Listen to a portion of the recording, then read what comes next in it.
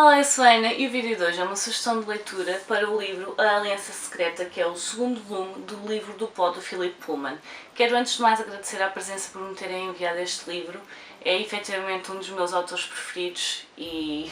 as memórias que eu tenho passados com os livros do autor são coisas que me estão muito marcadas. Vou começar já por dizer que este livro e tudo o que eu vou dizer daqui para a frente é para pessoas que já leram a primeira trilogia, a trilogia original, que tem Os Reinos do Norte, A Torre dos Anjos e O Telescópio de Âmbar. Se por acaso ainda não terminaram O Telescópio de Âmbar, não vejam esta sugestão de leitura, porque eu vou ser obrigada a dar spoilers do final da trilogia. E portanto,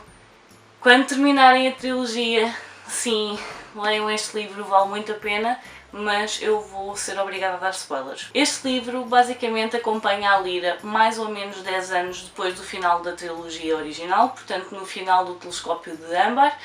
e no final do Telescópio de Âmbar nós sabemos que a Lyra e o Pan acabaram por ser obrigados a separar-se. Foi uma coisa muito dolorosa. Os Demons são uma representação exterior da nossa alma, daquilo que nós somos, e é por isso que eles vão mudando de forma enquanto são crianças e depois quando chegam ao final da adolescência estabelecem-se numa forma fixa, e portanto nós aqui vamos ter a Lyra 10 anos depois e descobrimos que a Lyra e o Pan não estão a conseguir comunicar. E é extremamente doloroso ver isso, e foi um livro que me fez chorar muito, e estão aqui muitas reflexões que me levam a pensar principalmente em depressão, e foi muito triste passar isto para o que seria a nossa realidade. E portanto foi um livro que eu dei por mim a pensar que talvez devesse ter feito um vlog de leitura, mas ao mesmo tempo metade do vlog ia ser eu a chorar e a dizer: oh meu Deus, isto é tão triste, porque eu não conseguia falar sobre este livro sem dar alguns pormenores e sem chorar. Como eu estou a dizer, então este livro acaba por ter uma representação da nossa alma fora do nosso corpo, e aquilo que esteve a mexer muito comigo foi o facto de eles não falarem, o facto de eles não conseguirem comunicar sem haver acusações, porque como nós o estamos a acompanhar 10 anos depois do final da outra aventura, no fundo este livro é quase um regressar, um encontro entre amigos que nós conhecemos de há muito tempo, pessoas de quem nós gostávamos muito, mas no fundo neste momento não sabemos muito bem quem são, não sabemos se a pessoa que eles eram na altura é a pessoa que eles são agora, e nós estamos aqui numa espécie de descoberta para saber quem eles são agora, como é que eles cresceram e o que é que eles estão a fazer.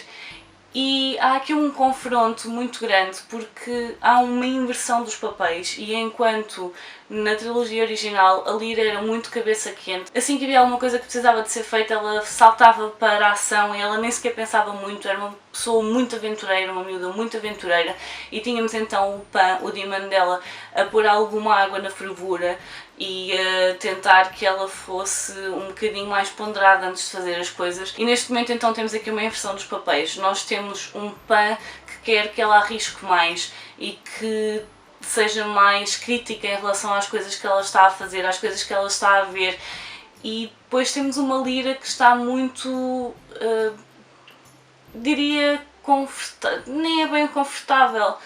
mas conformou-se às coisas. É uma mulher já com 20 anos, ela está na universidade, ela está a estudar, tem acesso a muitas correntes de pensamentos, e nós temos aqui muitas questões a nível filosófico e sobre o porquê de as coisas existirem, e ela tem então aqui acesso a 2 livros que estão a fazer muito furor, e um deles que diz que os Demons não existem. Ora, o Pan não está a achar muita piada a isso, porque ele existe, ele está ali, ele fala com ela consegue tocar-lhe, portanto como é que alguém pode dizer que ele não existe? E isto cria aqui muitos conflitos entre os personagens, e é isso que acaba depois por criar aqui todo o meu problema emocional com este livro, que é saber ou pensar que tantas vezes o facto de alguém entrar em depressão, ou quando nós crescemos e já não estamos de acordo com o adulto que nós somos, a nossa criança interior não está de acordo com o adulto que nós somos, e isso cria problemas. E nesse sentido este livro é extremamente triste. Isto é um livro que exige tenham uma certa sensibilidade para algumas temáticas. Não é um livro que seja difícil de ler, porque não é, mas exige alguma sensibilidade para pensar no sentido de metáforas. Eu tenho várias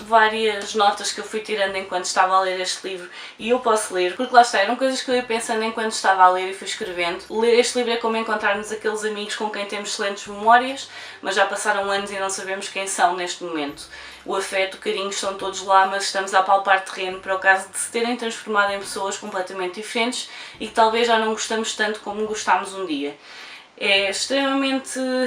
triste e perturbador e deixa mesmo de coração apertado as coisas que estas personagens acabam por passar. Eu costumo dizer que o autor é fantástico a escrever sobre crianças a passarem por situações pelas quais os adultos não iam saber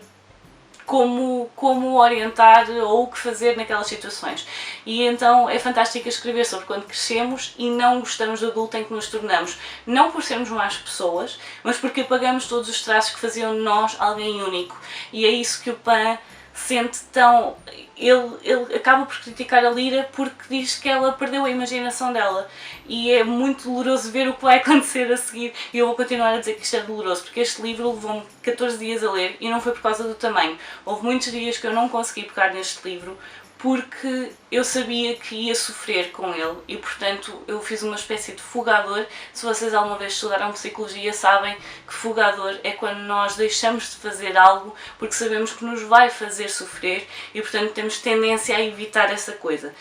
E foi por isso que eu levei tanto tempo a ler este livro. Há aqui uma contraposição entre ciência e imaginação, ou a magia do mundo, portanto haverá uma explicação. Será que é necessário haver uma explicação para alguma magia, ou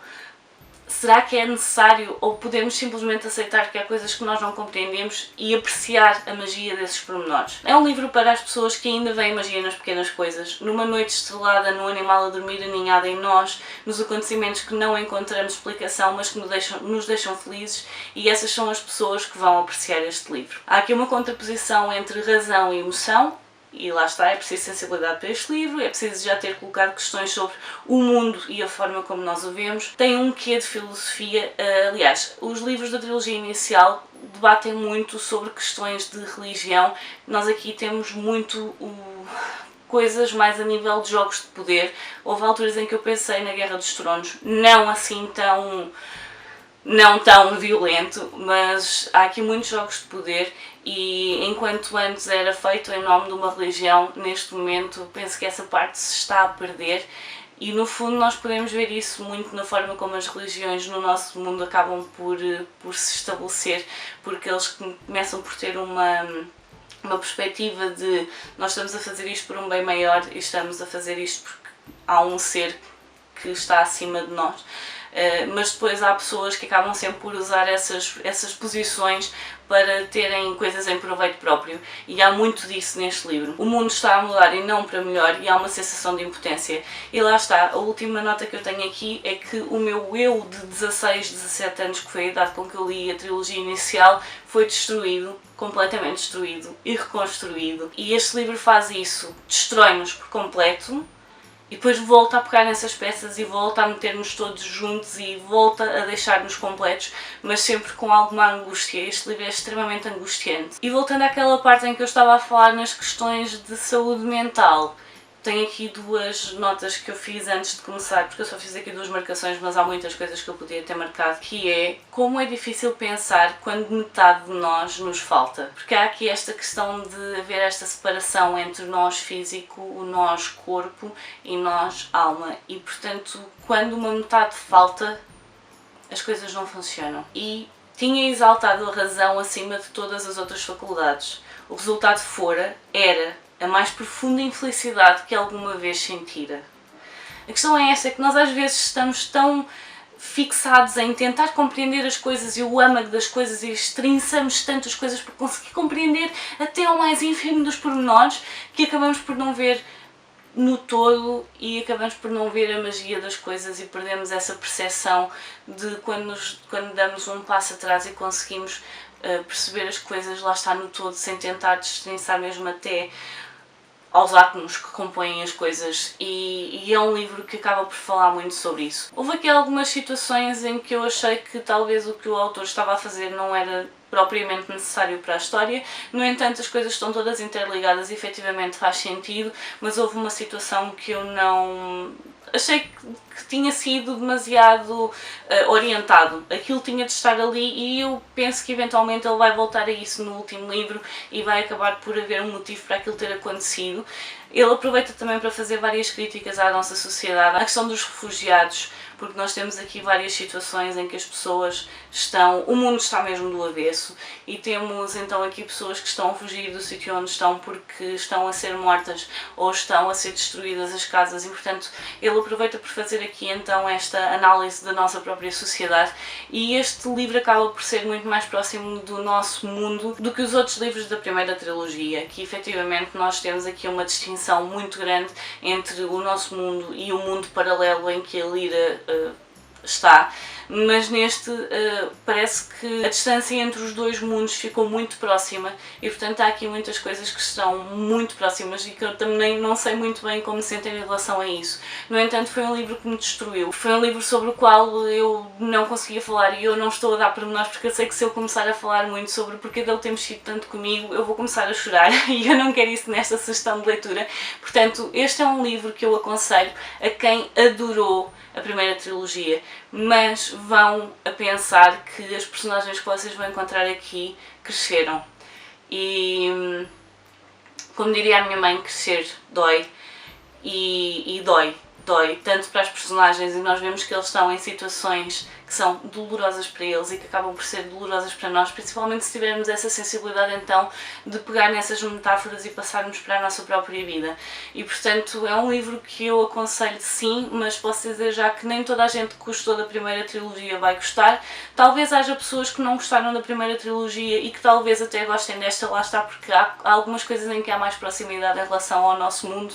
mas é um livro que tem mesmo de pensar que nós crescemos, todos nós crescemos e muitas vezes os caminhos que nós seguimos não são aqueles caminhos que nós pensávamos que íamos seguir quando éramos crianças e nem sempre nós estamos bem com essas opções ou até podemos achar que estamos muito crescidos, mas depois há pequenas coisas que nos falham e portanto esta é a minha sugestão de leitura, porque efetivamente vale muito a pena ler. Tenho a dizer que, apesar de não ser obrigatório ler La Belle Sauvage, o primeiro, eu diria que é importante. Definitivamente a trilogia têm de ler, a Belle Sauvage convém ler, porque há personagens que vão estar neste livro e que já estão na Belle Sauvage e portanto vale muito a pena ler para conhecer e para conseguir compreender as ligações entre os personagens. Este livro faz ainda uma coisa que os outros livros não faziam, porque nós sempre seguimos a Lyra. Neste livro nós acompanhamos 4 personagens diferentes e portanto a nossa perspectiva do mundo acaba por ser muito mais abrangente e vamos tendo um pouco dos bastidores daquilo que nós não tínhamos acesso nos primeiros livros e neste temos, porque lá está, como acompanhamos personagens diferentes, vamos acabar por ver coisas a acontecerem em tempo real e sem nos chegarem em segunda mão. Portanto, esta é a minha sugestão de leitura aqui para o Aliança Secreta, o segundo volume do livro do Poe. Vale muito a pena sim, mas está completamente deslocada da primeira trilogia, é mesmo para quem gosta muito e para quem está preparado para sofrer com estas personagens, ou então lá está, essa sensibilidade para ver e para compreender que as personagens não vão ser exatamente aquilo que estavam a pensar. Portanto, eu por hoje vou ficar por aqui. Adeus e até à próxima. Tchau!